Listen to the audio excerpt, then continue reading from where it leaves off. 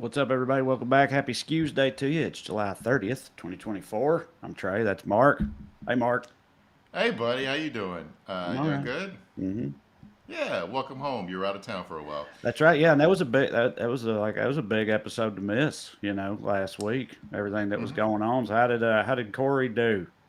You did fine. I don't think Yeah, we made anybody mad. yeah. He didn't say It was anything based insane this time, or well, I'm sure he did, but not like the good fun type of insane, not the like what the hell was that? not not talking about butt sex right before he brings a congressional candidate on. Yeah, but yeah, not Uh, that. Speaking of time we had a congressional candidate on, one of my a podcast popped on my feed today where the guest was JD Scholten, who we've had on our show before at least once, Hmm. maybe a few times, but Hmm. back when he was running for Congress in Iowa and against Steve King, the Nazi. And he's a state rep now, but it was on. You should guys go listen to it. It's a great interview with Pablo Torre finds out. But he's 44 years old, and he just got called back up to play minor league baseball in Sioux City, Iowa. He's in the Right. middle of he was volunteered at a music festival 2 beers in, like, hey, can you pitch tonight? And he went and won the game, and now he's just on the roster as a guy in his mid-40s playing baseball as a state legislator. Dude. And it's just Kevin they, Costner movie, dude. Something like that. Like that's they, a, they brought that up. Kevin Costner actually narrated one of his campaign ads back in the day. oh, all right. He narrowly lost to Steve King. Anyway, he's like I'm a big fan of JD, man. He's like he's the cool JD, Hmm. and as a platonic ideal of a politician to me because he doesn't like politics or want power. He just wants to help his neighbors and play baseball. And I'm like, yeah, Yeah, can everybody do that? that's always been kind of the problem. The inherent problem with politics is that a lot of time, not universally, but a lot of times, like the people that want to do that job are absolutely not the people who should be doing it. It's like it almost feels like if we could like forward. I'm pretty sure, at least in some during some time frames in ancient Greece and their democracy, like you could just be like elected to one of their positions or whatever, like whether you even wanted to or not, and then you just had to do it because back then I don't know they'd probably throw you in a pit or something if you said no, but like something like that might work. We should press good people into political service. Yeah, At least draft give it a shot. every town has to draft a guy. We mentioned what today's show is about. Today's show is going to be about the message of these guys are weird Hmm. and why I think it's working and basically getting losers we're going bullying is the fucking theme of tonight's show. Yeah, So about time. before we get to that, I want to talk about the Olympics for a minute because I know you've been watching as have I. Yeah. Um, there was a wingnut kerfuffle over the opening ceremony over the weekend, which Yes. I don't think anybody could have missed. Like Marjorie Taylor Greene tweeted this Bible verse from Revelation. It looked and behold a pale horse. His name that sat on him was death, and hell followed with him. And power was given unto them over the fourth part of the earth to kill with sword and with hunger and with death and with the beasts of the earth. Do you want to guess what she was reacting to, Trey? I It mean, was this that weird robot. French shit they were doing in the opening Yeah, ceremony, right? Yeah. it was this robot horse Look at that. riding on water. I mean, that's pretty That's rad. awesome. It's a robot horse. Of course, it's kind of like chromy Running. or whatever. It's not a pale horse. Yeah, it's not white at all. It's No. fucking. But like so they're also reacting to like there's a opening ceremonies are long and they're not for me because they're campy theater shit. It's not really my Right. bag, Well, right? again, especially, dude, it's in France. Like, everybody got Yeah, so, it's like, it did a bunch of like real artsy, weird, campy shit, like you said. And, the right wing lost their minds because they misinterpreted a big chunk of it. Imagine that. But yeah, it's just like, what'd you think France was going to do? yeah. Like, well, They had like a musical theater number where a bunch of drag queens ended up sitting at a dinner table and like they freaked out because they thought they were making fun of the Last Supper. Okay, right. one, they weren't doing the Last Supper; they're doing the Feast of Dionysus because the Olympics are Greek. Yes. But beyond that, the Last Supper isn't a fucking photograph. Right. It's a painting Yeah. by a guy done, 1,500 years later or whatever, Right. and by a guy who was extremely gay. Right. Yeah. Well, there was a lot of that back then. It was like, he was a Renaissance master. You know what I'm saying? Sure Yeah, he partied pretty hard, I would imagine. there's like a heavy metal band playing where like a woman, like it was like a Marie Antoinette figure, like it was like a this kind of mannequin or whatever holding a person's head who was singing the song, and they're like, "Oh, this is satanic." Like they hadn't heard of Marie Antoinette, and this is France. It was also fucking weird. Like this stuff doesn't like. Again, it's not for me, but like what Elon was talking about how immoral it was and how satanic it was. His Twitter picture is him in Baphomet armor at a Halloween party. Like, what the fuck any of you guys doing here? Both Mike Lee and Katie Britt, Republican senators, demanded Kamala Harris denounce the opening ceremony. What does a presidential candidate in the United States have to do with a song and dance number in Paris? Right. It's also like, to me, it feels like, you would think since they're like the ultimate Uber patriots that they'd be real into like supporting Team USA, hoping the U.S. whips everybody's ass at every Olympic event. You'd think that they would be into that. And even if the host country does some shit you don't like, that don't really have nothing to do with the U.S. athletic representatives over there. So you're just like being, anti-patriotic in favor of just hating France for being super queer or whatever. Like, priorities seem a little messed up, But I know they're coming after some of the Olympic athletes too. Nobody's safe. Yeah. They hate they hate Simone Biles. They were going after Ilana Mar, who we'll get to in a second. But like I don't even know, like they want the U.S. to pull back its Olympic delegation because France's opening ceremony was a bit gay or whatever. Right. And like it's like the only time you pull out of the Olympics is like because of like illegal wars or war crimes or whatever. Like when the Soviet Union was banned from, or when we boycotted the Moscow Olympics in 1980 or whenever, which sucks for the athletes because you didn't do anything. You trained your whole life to try to get a gold medal and you miss your whole opportunity because a country you don't even live in invades another country.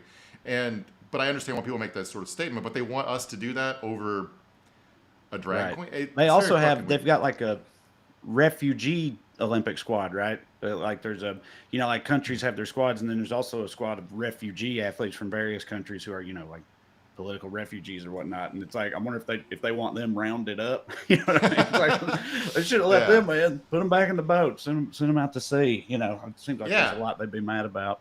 But their politics, and basically what we're going to be talking about tonight is, other than people like us making fun of that, I think everyone's sort of exhausted by all this bullshit, and these people seem to have like infused their politics into everything to such a degree they can't enjoy anything. Like they're rooting against Simone Biles, they're rooting against USA basketball because LeBron's on there. They somehow got mad at Ilana Mar, and we were texting about Ilana Mar over the weekend because Lord, sweet God, she rules. She plays for the U.S. women's rugby team.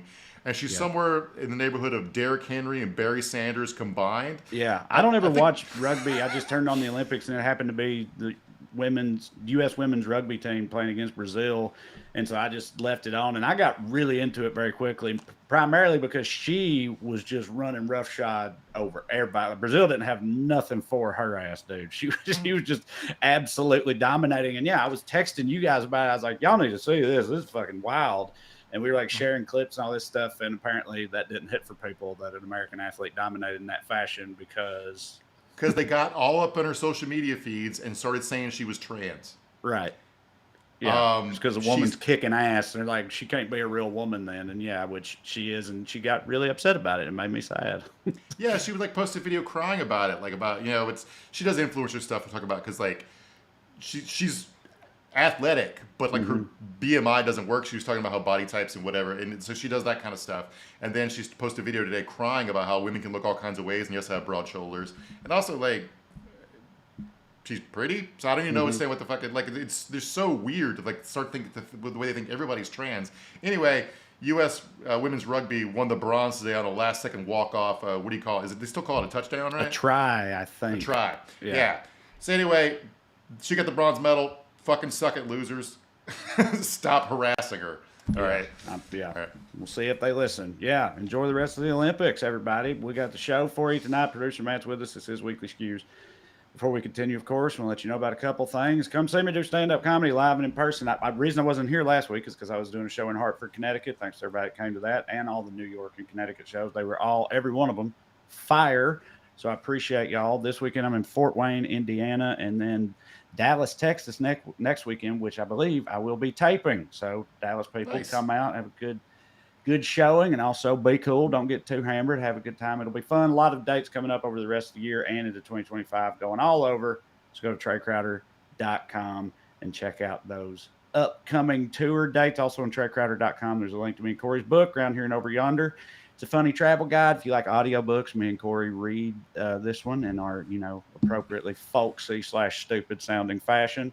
You can check that on Audible. And then lastly, if you enjoy this program and would like to show your support, you can do so by signing up on Patreon. Go to weeklyskews.com/more, or just go on Patreon and search for my name. Either way works. $5 a month to get 2 full-length bonus episodes per month. We're doing one later this week. Might be talking about Project 2025. We'll see what comes up, but we talk about everything. So much goes on. Can't get to all of it on Skews Day, so we got these outlets for that instead. So get some more Skews in your life and support the show in the process. Now, as for tonight, as Mark said, we're going to be talking about the novel and refreshing approach that the Democrats seem to be taking to campaigning lately, specifically talking about how fucking weird all these weirdos are. That's right. Typically, when they go low, we go high. Not anymore. Let's go low, too. I've been saying it for years, begging for it for years. Talk some shit, and they've started. Kick him in the dick. Yes, and it seems to be landing. So we'll talk about that and all the myriad ways in which they are, in fact, super weird a little later. But first, we begin with the Daily Dumbass. Matt, graphic, please.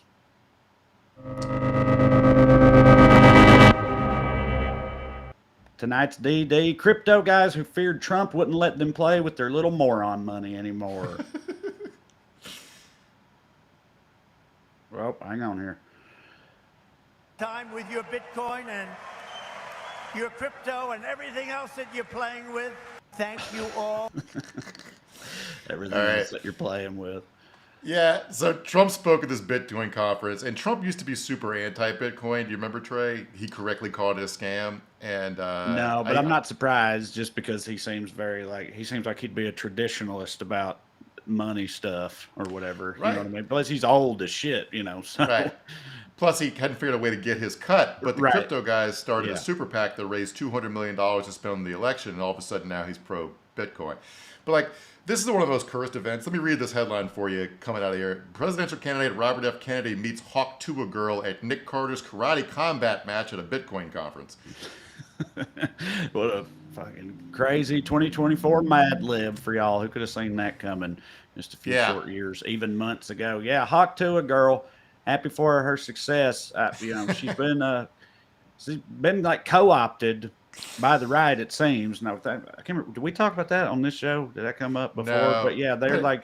But yeah, she keeps popping up at these types of things. But she's going where they're paying her appearance fees. I know. Yes, I know. Yeah. I'm not holding it against her. Yeah, it's just the I don't know, the Greenpeace hasn't put up the $30,000 for her to show up or whatever. It's all it is. Right. Yeah. But so Senator Cynthia Loomis of Wyoming spoke there too. She happens to own a bunch of Bitcoin. Ignore that for a second. She's trying to she's introducing a bill for the U.S. Treasury to buy 1 million Bitcoin worth $68 billion. Mm-hmm. Now, a lot of things are deeply fucking hilarious about this. The whole point of crypto, the sales pitch was to escape the prison of fiat currency, right? Right. So then, but Bitcoin's volatile and dollars aren't. So you got a bunch of rich fucking Bitcoin douchebags who want to offload their Bitcoin for dollars. Right. So they're trying to bail them out of their investment and also juice the price of Bitcoin, which again Loomis owns.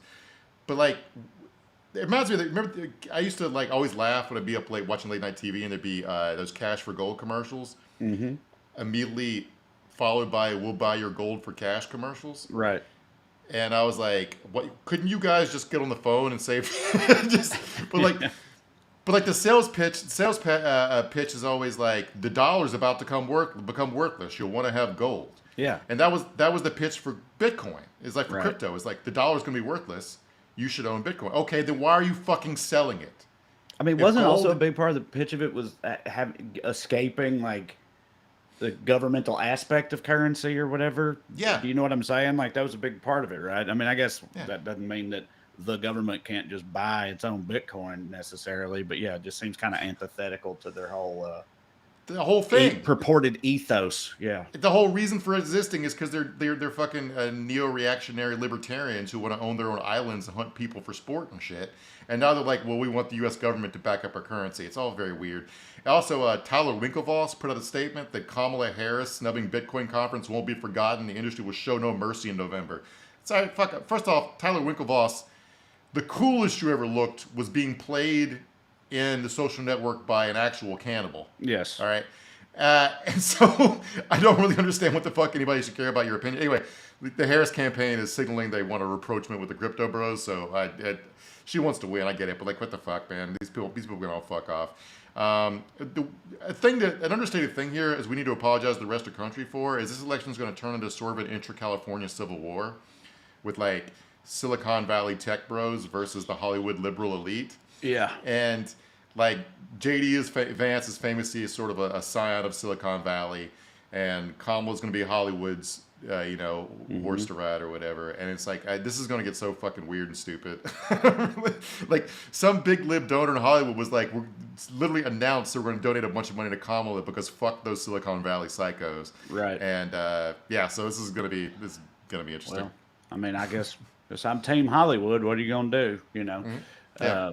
But yeah, no, you're right. It is going to, I mean, get weird. It already is weird, which is what we're about to talk about. But yeah, there's plenty of time left for shenanigans to ramp significantly up. And I'm sure with the way the world and our culture has been, tracking in recent years, that's exactly what's going to happen. But yeah, stuff's already weird.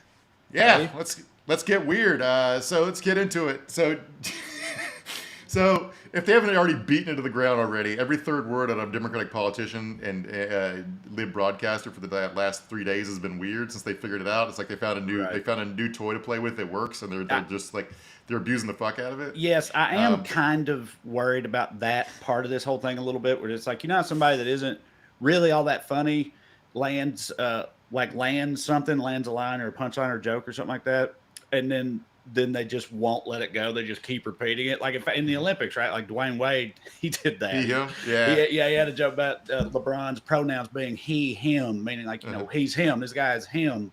Yeah. And then he said that like 8 more times or something. And it's just like, you just kind of, beat it that you run your own thing into the ground if you don't watch it. So yeah, I was expecting that to be a culture war thing the next day, and it didn't happen I guess nobody was watching Team USA, but like at the good day, Dwayne Wade famously has a trans daughter, and I thought they were going to like make turn into something. He's starting his career as a broadcaster. He's trying to have a catchphrase. Anyway, so the libs have their catchphrase now that everybody's weird, and JD Vance is in fucking hell right now, and let's enjoy this brief video clip of Fox News trying to give him an opportunity to explain how not weird he is.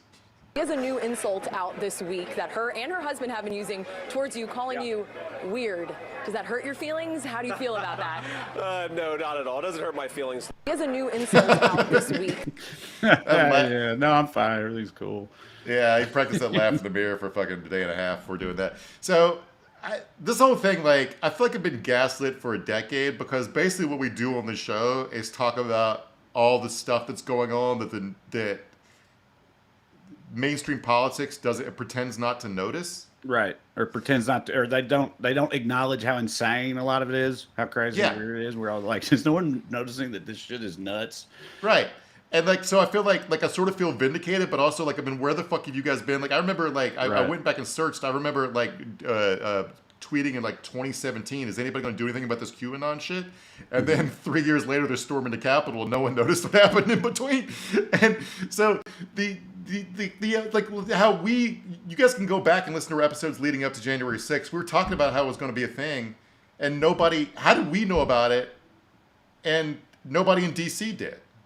Do you know what I'm saying? Yeah. It's very fucking weird. And now they finally noticed all these people want to do things like look at children's genitals so they can play t-ball. Right. And I'm like, thank God you guys fucking noticed, but like, holy shit, why'd you waste so much time getting here? I think it's part of that. I think it's related to that whole thing, that, long held philosophy of, like I said, we take the high road or whatever. And I think an element of that was also them acting like, or an adjacent thing that's going on there is that it's like they were all acting like, they're not that crazy, or they would, like January, they wouldn't do something like that. Like there's this like assumption that they're, fundamentally, these are reasonable people at the end of the day, and we'll all play by the same rules, which has just not been true for so long. But it's like they wouldn't allow themselves to believe that it wasn't true or something.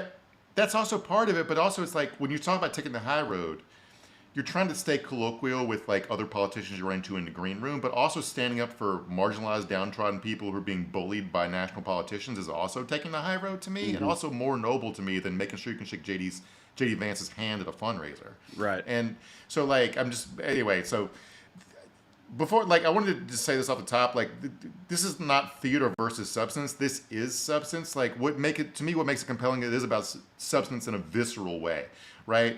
The reality is there's too much, like, weird racist pervert stuff to call out on an individual basis, so you just adopt this framing that these people are all such weird fucking freaks, you don't have to engage with the dumb shit they're saying, and that you don't have to address every single misogynistic, hateful, anti-gay, anti-trans social media post by the other side, because you've established a framework with which you just don't fucking negotiate on this shit or or debate them about it. There's just so much of this shit, you can't get it all in one ad or in one fucking book. Like, I was prepping the show and trying to pick what weird stuff to bring up, and we're gonna go through it in a little bit. We're gonna do a speed run of headlines that just came out about JD in the last week that wouldn't be enough to get through the general public's heads if the election lasted 6 years instead of 4. And thank God we only got a 100-day election cycle this time. This time, Right. Kinda.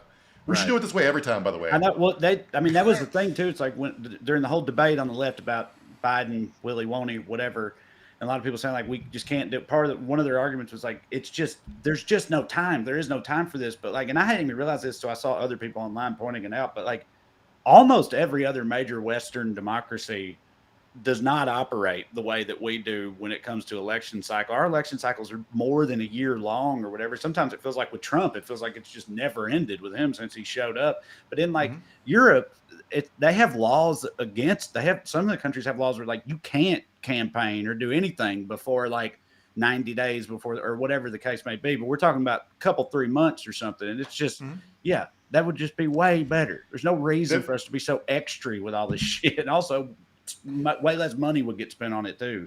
So you also have more time to focus on governing, and your main argument for getting elected should be how you fucking govern. Right. Right. So anyway, like there's so much of this shit. Like the weird stuff's also a good lens to see Project 2025 through, because a lot of it's very fucking like, you want to privatize the weather service. Like it's weird, right? So for example, like Arizona's primaries are tonight, I think. In the Arizona 8th, there's like 8 candidates running for Congress.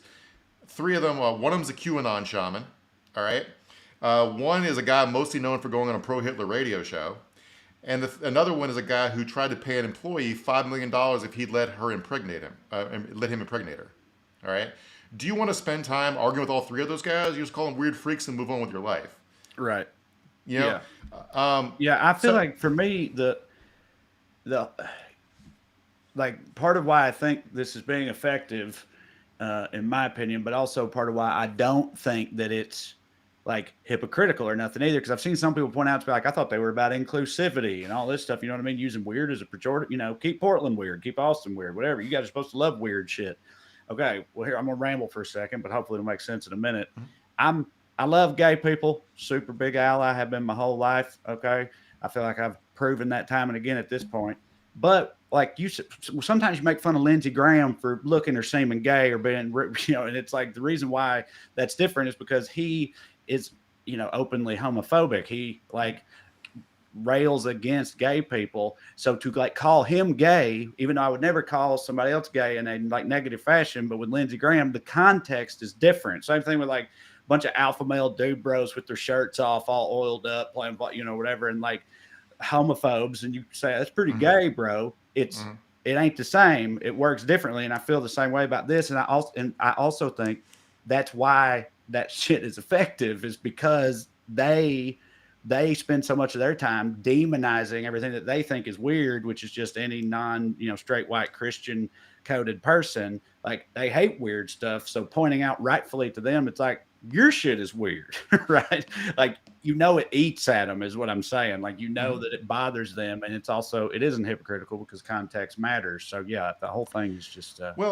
so conservative politics are inherently like supremacist, right? Right. And baked into the idea of supremacy is the idea that we're the normal ones who should have authority. Yeah. So when you point out that they actually are weird freaks who fucking suck, it undercuts the premise of their whole project. Right. Yes, So like, exactly. it's like, Yeah. I'm normal. I have a wife and 2 kids and a Labrador Retriever, and it's like, and you're gay. It's like, okay, but you also are deeply concerned with children's genitals, and that's fucking Right. weird. And I mind my own business. I'm living my life. Why are you obsessed with fucking me? You're like, that's Right. to me, that's what's going on here.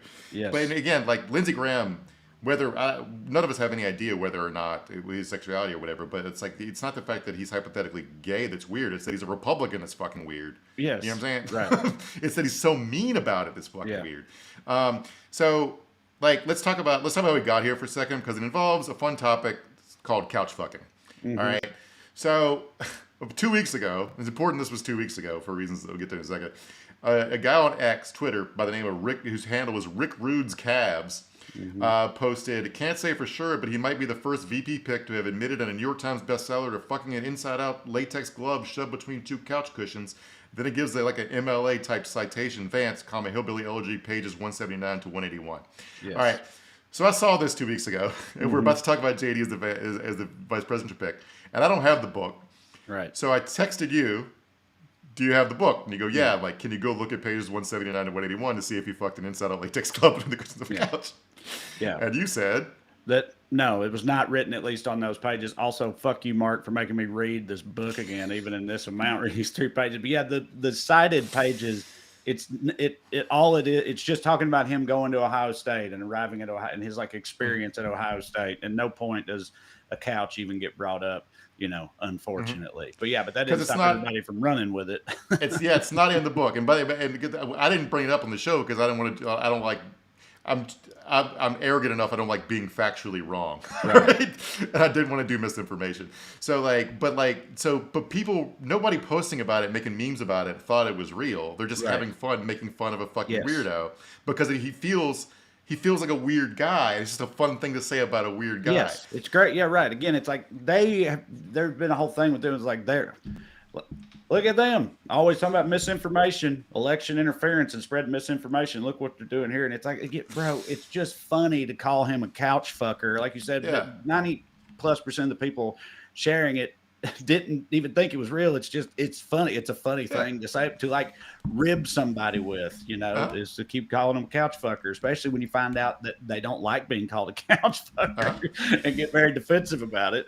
That's the surest way to ensure that people are going to keep calling you a couch fucker, so. Right.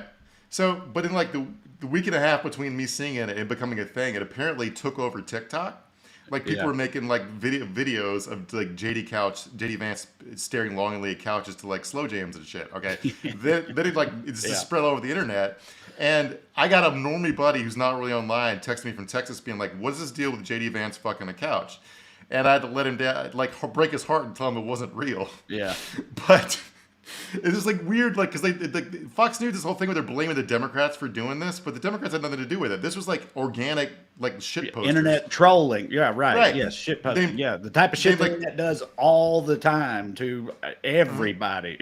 Right. And they were doing it to Biden before this because TikTok was all Biden's fucking old memes. Right. So like now Biden is actually factually old, so it's a little bit different. But but this graph fucking killed me. Here's a couch search interest, a graph of googling JD Vance like having sex with the couch over time. Look at that. We manifested into reality. This is the most successful random crowdsourced psyop of all time. I don't even know how they did it, but it's deeply fucking hilarious to the point that the mainstream media had to do stuff about it because everyone was talking about it. The AP posted this story and had to delete it. Listen to this headline: No, JD Vance did not have sex with the couch. They deleted it with a note that said it did not live up to our editorial standards. Because you cannot say that JD Vance did not have sex with a couch. You can say it doesn't say in his book he had sex with a couch. But he did not claim to have sex with a couch. But yes, you cannot factually state he did not have sex with a couch. I mean, listen, sorry. But as a former teenage boy, I'm just saying it's not that far out of the realm of possibility. It would not be weird if he had sex with a couch. Exactly. Teenage boys would just, you get boners anywhere, you start gyrating, whatever. Next thing you know, you fuck the couch cushion. I'm just like, it just happens, guys. So I mean, so I feel like the odds are pretty good. He probably has fucked the couch, but especially like our generation. Like Right. all of our moms worked. We were latchkey kids left home alone a lot, and that was before there was stuff Xena like Warrior Princess was airing in Yes, syndication. yes, Yeah, yes. right. So like the sheer number of things in our houses we had said, like if he had fucked the couch, it would have been the most normal thing about him. Right? That's hilarious because that's very true. That's a good point.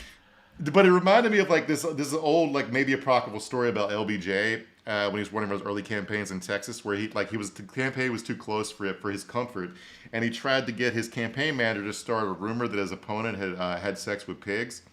And his campaign manager said, "Christ, we can't get away with calling him a pig fucker. No one's going to believe a thing like that." And LBJ said, "I know, but let's make the son of a bitch deny it." Yeah, All right. So JD Vance has so far been smart enough to not deny having sex with the couch, Right. but Fox News is doing it for him. Watch Jesse Waters right here.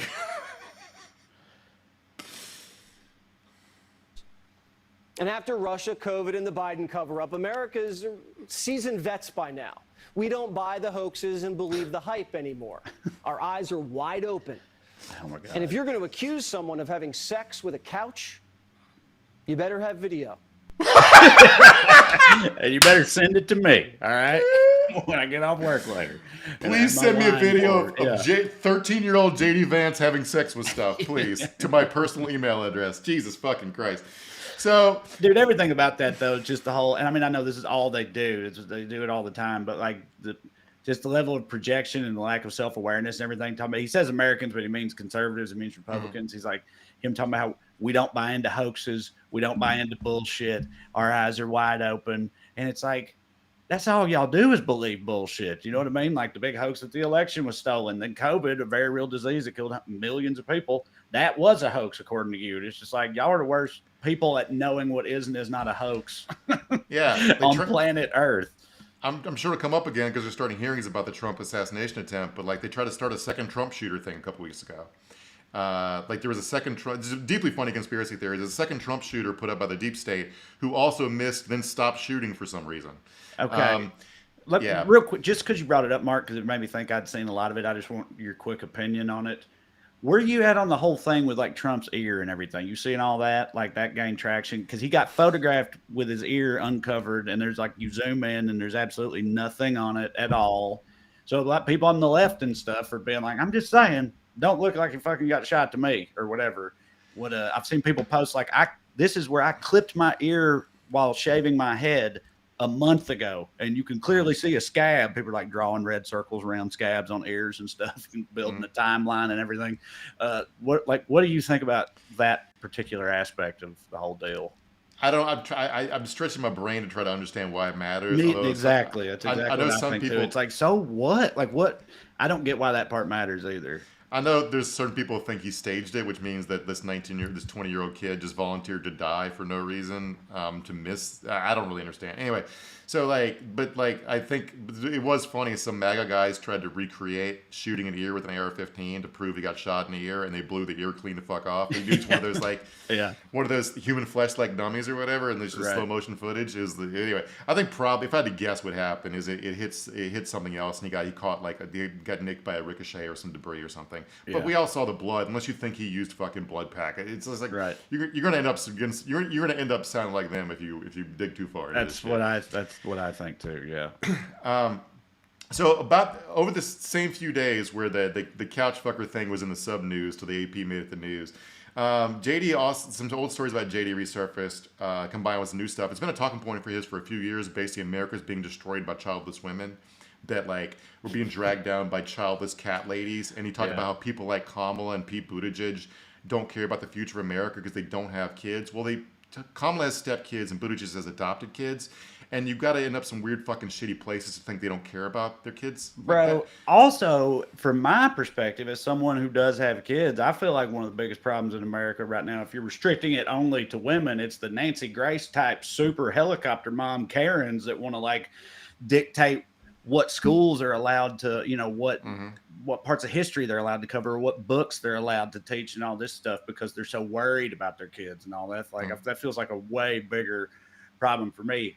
To me, speaking as a parent, than childless cat ladies, or whatever. Because also I love cats. So anyway, and If you're wondering how electorally stupid it is when like JD Vance isn't talking to other psychotic right-wingers who think the only purpose in life is to breed children for God's army or whatever, almost half of women in the United States don't have children. About 13% are step-parents like Kamala, and 46 million U.S. households own cats.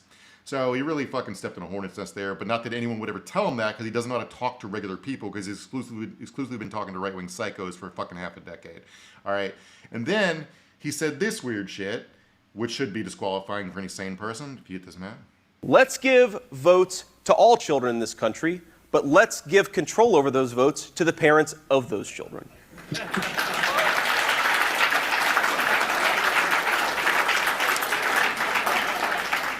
When you go to the polls in this country as a parent, you should have more power. You should have more of an ability to speak your voice in our democratic republic than people who don't have kids. Let's face the consequences and the...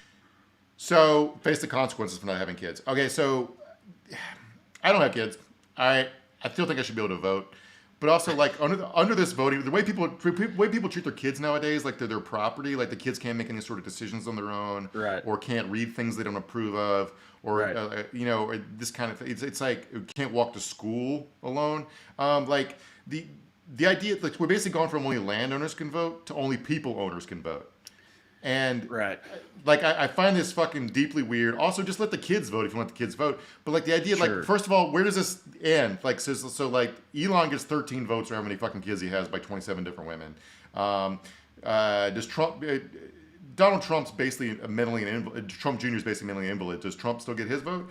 And so it's like that infertility doctor who knocked up like 100 women with his own jizz. Does he get like the voting power? Election. Yeah, right. Does he get like 30 electoral votes? Yeah. I mean, his rationale for this, right? Correct me if I'm wrong. Is like in his crazy right wing mind, he's like, people that don't have kids, they have no stake in the future, so they should have no say in what the future of this country looks like, right? And it's, again, kind of like analogous to what I was saying earlier. I feel like the much bigger problem is like super rich, wealthy, old fucking right-wing people who don't have any stake in the future. Some of them even have kids, but can't stand their kids, like, I don't know, Donald Trump or whatever. But people that are not going to be around for the consequences of their, you know, their political actions, like making policies for people that are going to have to deal with it later after they're long dead and gone, you know, and that feels like a bigger problem to me than just people who opted not to have children. Right. But also, it's just like we're a democracy, and that's stuff we have to figure out because people have rights and everybody gets to fucking vote. You guys got to, JD Vance gets to fucking deal with it. But so those things all happened. Then Tim Walz went on TV, and as far as I know, it was spontaneous, or he did it on his own. It goes to the governor of Minnesota, VP candidate, and he said this and sort of crystallized it. Do not like what has happened where we can't even go to Thanksgiving dinner with our uncle because you end up in some weird fight that is unnecessary. and I think bringing back people together, well, it's true. These guys are just weird. And it's, you know, they're running for He-Man Women Haters Club or something. That's what they go at. That's not what people are interested in. Bro, preach, man. This feels like a very effective message to me because I feel like anybody on either side is like, it feels this because it's like, as somebody from Salina, Tennessee, I mean, I've lamented for years and ever since it's like growing up there, it was still mostly red, obviously, and I was, you know, me and my family we were blue sheep and all that stuff, but it just wasn't like this back then. You could go to Thanksgiving dinner and not have to worry about getting casserole hurled at you or whatever, or leaving in tears. You know, and it's like that's just not good culturally for this country that has happened. So I feel like this is a good argument to make. Like, let's just stop worrying about all this completely, ultimately irrelevant and unnecessary weird shit y'all are obsessed with, and just, you know, talk about fucking, I don't know, whatever the weather or something. Right. And it's like he went on like this. He used this line in quite a few interviews or something similar to it, and talked about how like all we want to do is we want to build schools, build hospitals, build roads, and not deal with all this weird bullshit. We don't want to talk about it. Look out for your neighbors. Stop being weird. There's another quote here. They see the least fortunate among us as punchlines. We see them as neighbors. And like I just want to say, of all the VP candidates, he's my favorite. Former high school teacher, defensive coordinator for a fucking state championship high school team, while also sponsoring the Gay Straight Alliance for his high school in the 90s when that was still a risky thing to do. Flipped to red district. He passed universal school lunch. expanded healthcare, all this shit. Like, I know vice presidents don't matter electorally usually, but as far as a statement about who you believe the next president, who the person that has a chance to be the next president should be, I firmly believe Tim Walz is the best choice. Okay, we'll come back to that after they don't pick him. Yeah, I had been a Mark Kelly guy. I like Mark Kelly, but I at least like all the candidates, and I mean Walz, he seems pretty awesome. I mean, you kind of sold him. I definitely would be on board with that. It mostly was just like, I just feel like there is no more red-blooded all-American archetype than a fucking, like, you know, fighter pilot astronaut. You know, who it just felt to me like, what could they possibly say about that guy? But they'd be talking shit about the moon in no time if she did pick him. So I mean, they'll find a way regardless. He switched. I'm glad he did, because I'm fine with flip flopping as long as you go over to the right side. But he was against. He's been kind of an anti-union guy, and he flipped for the sake of trying to become a vice president. And also, like, he doesn't have executive experience, but also like that would throw his Senate seat to a special election where they might lose. Well, so I thought that in Arizona the way that works is it gets appointed, like the governor who is a Democrat would appoint his initial replacement, and then but then you have to win. But then you got to go. It'll be next fall or whenever the next election cycle is. So like, he has the power of incumbency. I just think it's a bad decision considering if you want to have any hope of holding on to the Senate, because that's what you need to actually fucking pass bills and, like, you know, vote in, swear in judges. And yeah, he's an astronaut. That's cool. Let's just pretend Tim Walz is an astronaut. So to be fair, like, I don't know if like Kamala herself, she was asked back. Remember in 2016 when Trump sort of lingered behind Hillary and followed her around the stage, and she was talking about how Hillary handled that poorly, or she was asked how she would handle it better, and she's just I would just turn to her and be like, "Why are you being so fucking weird?"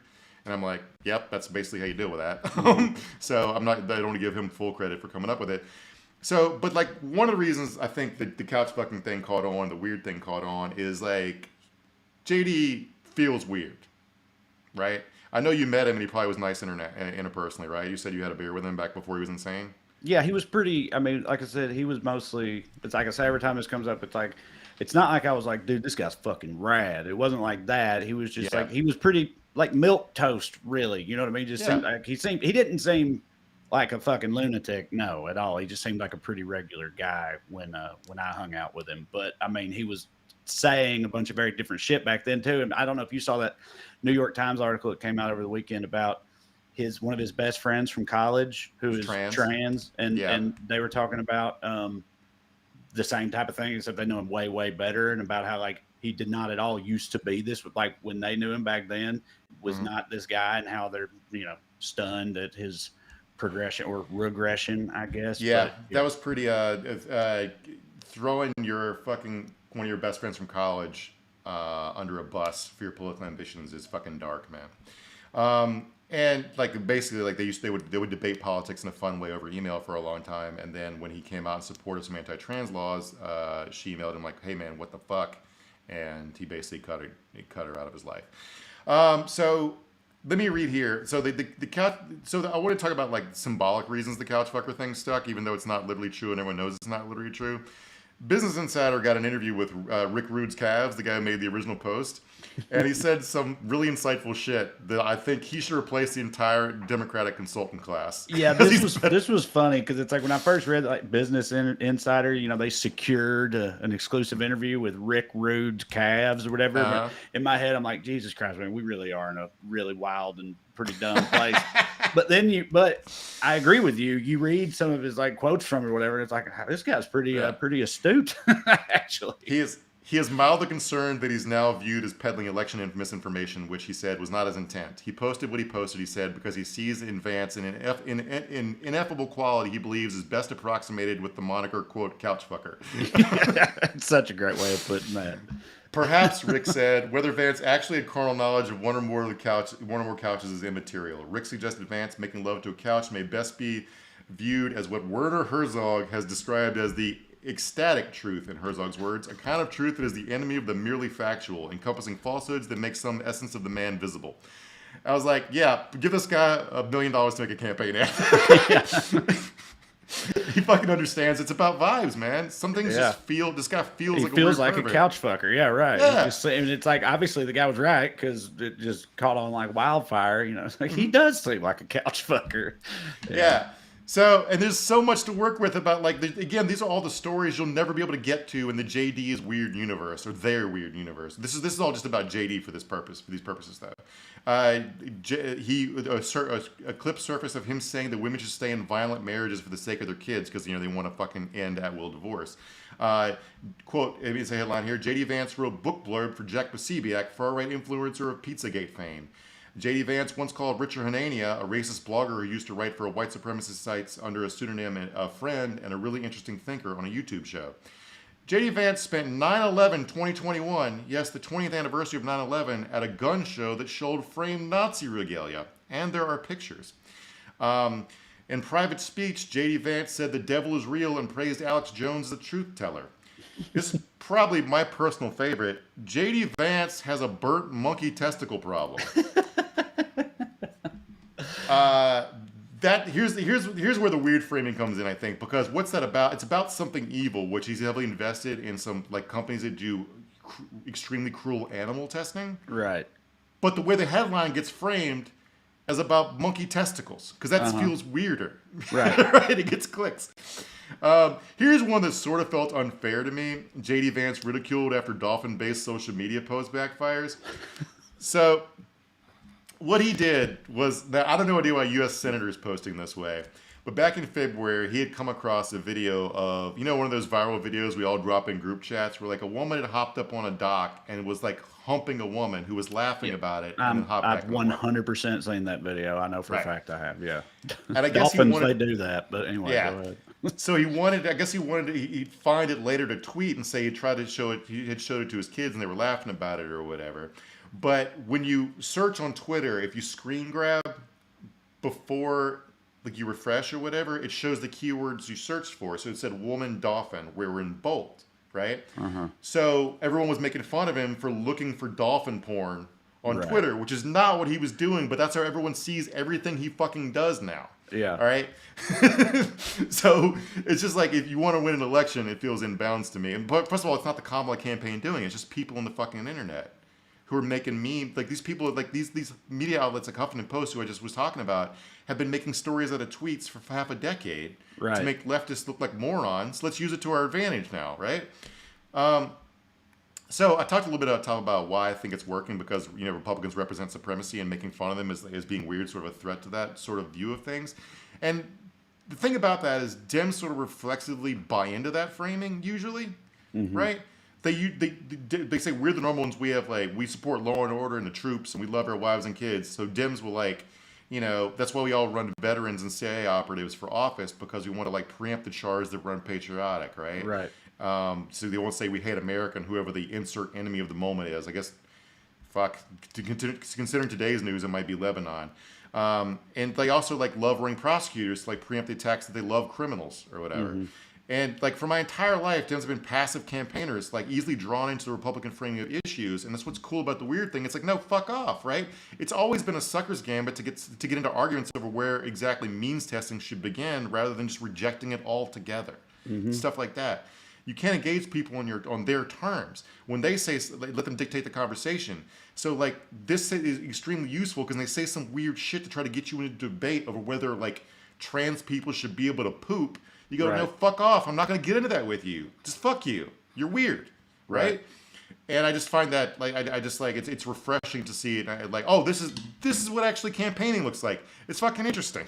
Other than just always being our opponents will take the low road. Vote for me, and I just won't ever say anything. Right. Yeah. So just to talk about how they're responding to it, because it's deeply funny, because they have no idea what to do when they're seen as the weirdos. Again, because of the whole supremacist thing. Marco Rubio today was asked about it, and he said, they called us weird. They talked about how let me quote here. They called us weird, so I'll call them weirder. That's what I used to do back in high school. I bet that worked, Marco. That's what I was about to say. I bet he was crushing in high school with that tactic. The whole rubber and glue approach. Yeah, well, you're weird. It was like a smooth move, Marco. But I mean, it is, I like it. That you reading that just reminded me of one of the Hillary Trump debates where she called him a puppet, and he goes, no puppet, no puppet. You're the puppet. She's the puppet. I'm not a puppet. And so, that is probably what they'll do. They're deeply charmless as part of this too, right? I know Right. Trump has his charms to some people, but like they don't have like they're dim-witted. That's why they Yes. fucking think this shit. So Right. make them use their wits, and they just don't have them, right? So like that's them trying to be funny, right? Like, again, you can tell they weren't actually bullied that much in high school because none of them got funny. They all had rich dads. Mm-hmm. All right. So like another way to approach this is try to defend it on the substance. Oh, you think JD's weird for being a misogynist? Well, I'll just defend misogyny. Here's a guy on the Daily Wire, which is Ben Shapiro's podcast network, a podcast network which also hosts Ted Cruz's podcast. He went a long rant about it's correct to be misogynist because women can't take care of themselves. The quote here is a guy named Andrew Clavin. The central purpose of every society is to figure out the distribution of women because women are valuable. The distribution of women. We're not weird. It's perfectly normal for the government to be in charge of distributing women. Deploying women. Yeah. It's also, I feel like that there's like an incel flavor to that too. Do you know what I mean? Like it appeals to incel. The idea that's like, we'll just send you one. We'll mail you a woman. She won't be able to say no. It won't be up to her. We'll make sure that all you guys get a woman, as you of course deserve for being a nice guy and everything. And we'll take her agency completely out of it. And all the red pill dudes are like, this guy's spitting. Yeah. It's like, it's also like, so, Vivek Ramaswamy got on Twitter, and I want to read this, and I'll take it let's do piece by piece for a second here. Cause like he said this whole their weird argument from the Democrats is dumb and juvenile. Okay, well, yes, because people are having fun. It's actually fun right now, and I'm sorry for you. All right. He goes on to say, this is a presidential election, not a high school prom queen contest. It's also presidential elections are a popularity contest, so that's incorrect as well. It's also tad ironic coming from the party that preaches, quote, diversity and inclusion. Win on policy if you can, but cut the crap, please. Okay. These are the same people who've been calling everyone who disagrees with them pedophiles for fucking half a decade. I know. It's what we were saying earlier, like the projection and the hypocrisy and the complete lack of self-awareness. Like, win on policy if y'all don't have no policy. Like, it's literally nothing but culture war bullshit, just pointing and saying that's bad, she's bad, that's bad, kick them out of here. They don't even have policies. They have nothing but the crap. Like, they can't cut the crap. All they are is crap. They have policies, they just don't want to talk about them. Right, because they don't hit for people. Right. Well, so yes, right. Yes, they definitely have aims, but they have their goals and stuff that are very dangerous. But they don't run on those because people don't want to hear that shit, and they know it. So let's take Vivek at his word. Let's talk about their policies, for example. How about this one? Here's a headline for you: JD Vance, menstrual surveillance hawk. This is about this spring. The Department of Health and Human Services changed regulations under HIPAA to limit law enforcement access to medical records tied to reproductive health, so red states wouldn't be able to track women crossing state borders to get health care. So only 28 members of Congress wrote to Javier Becerra, the HHS secretary, opposing this, trying to get him to withdraw it. Vance was only one of 8 Republican senators willing to go this hard for menstrual surveillance. All right.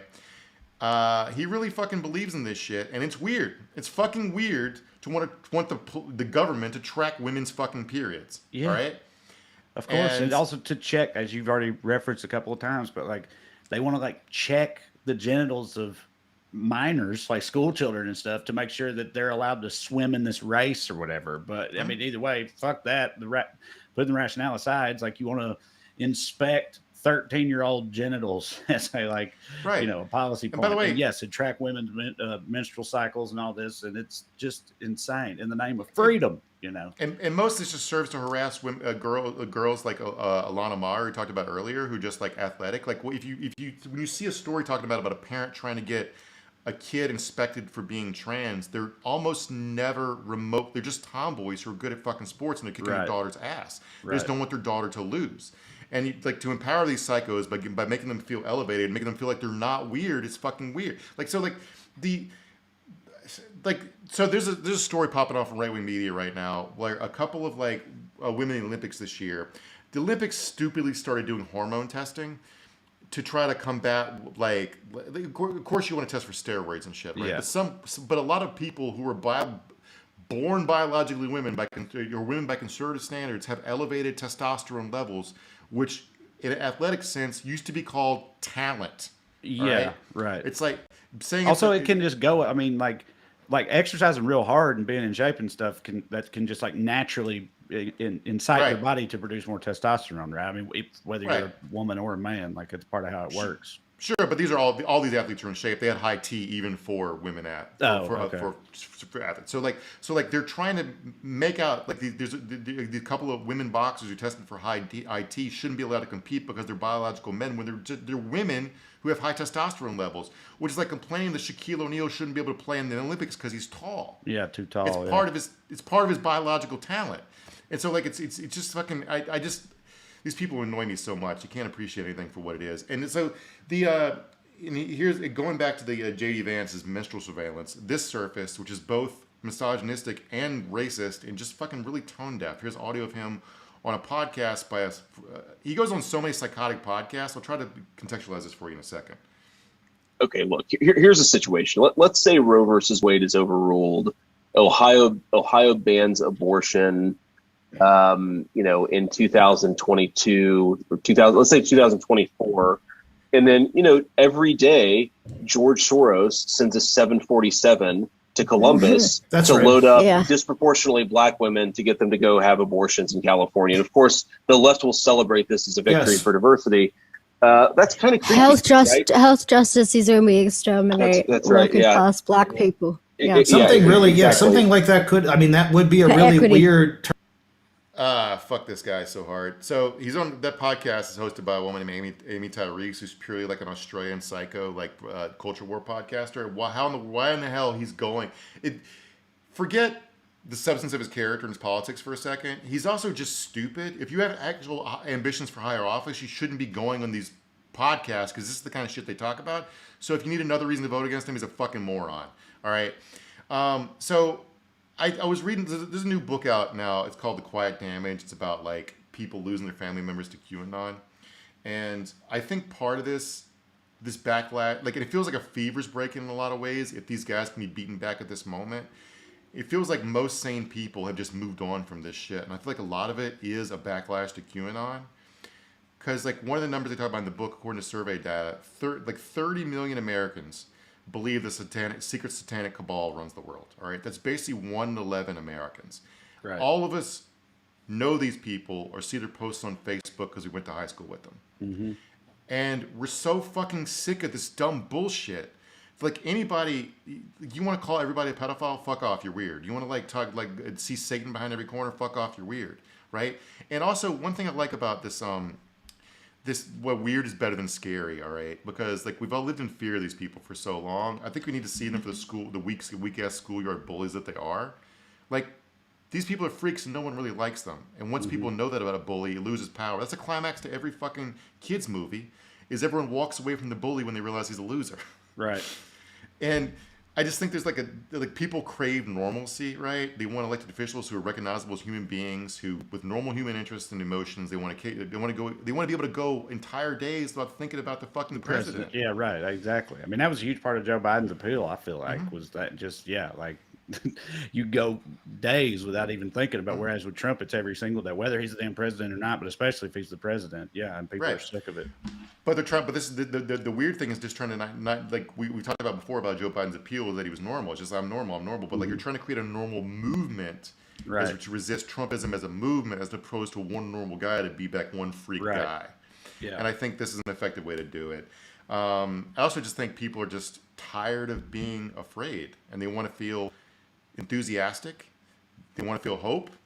And if this is a data point for anybody, when we got on, there was a Kamala Harris rally going on in Georgia at a packed out fucking arena where everybody was swag surfing, and Megan Thee Stallion gave the open for her, sang a couple songs, and she was quoting Quavo lyrics. It was fucking cool. No, you said enthusiasm, hope. There's been a little bit of that in the past, week plus. It's been I definitely had some trepidation about. You and I were both on the side of thinking Joe Biden should step down, but there was definitely part of me. It's like, look, but they got to get it right after that. And I'm worried about their capacity to do so. But the fact that it's, pretty much it's gone pretty damn well. And it has served as like the shot in the arm that the party and the entire American left needed so far. Again, we were talking earlier before we went on the air. We're like a lot of time left plenty of time for them to fuck stuff up.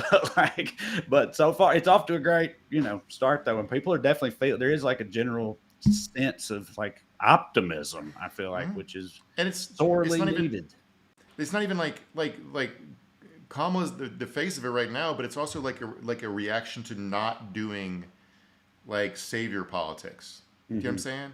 Like even the slogan they were chanting again, like we are not going back. It's we. It's we as Americans. It's not like they could have like it's enthusiasm for moving forward, and just Joe Biden for his reasons that are and aren't his fault was an avatar for the opposite of that, and that's basically the beginning end of it. And I like last week you were on the show, but I ate shit saying I was wrong for thinking this wouldn't work out, because obviously like just the enthusiasm gap. We're not going to get into polling for a little while, but it looks pretty good so far from what's out there. It's just too soon to tell much. It's still going to be a squeaker of an election. They still have electoral college problems because it's like, it's always slanted against the whatever left-wing candidates on the ballot. But it's like that's what the you got to play it as it lies, and that's what the battlefield is. So everybody's getting to work. It's going to be interesting, and it feels interesting in at least a somewhat more positive fashion now than it did, a couple weeks ago even. So we'll see what happens. Thank you guys for watching. Go to TreyCrowder.com. Come see me on the road, please. It's a lot of fun. Check out me and Corey's book on there, Around Here and Over Yonder. And go to weeklyskews.com/more, or go on Patreon and search for my name to sign up for our Patreon to get 2 bonus episodes a month for only $5. Get some more Skews in your life. But you keep watching these here iterations every Skews day, then we'll keep coming back. See you next time. Love you. Bye. Everybody.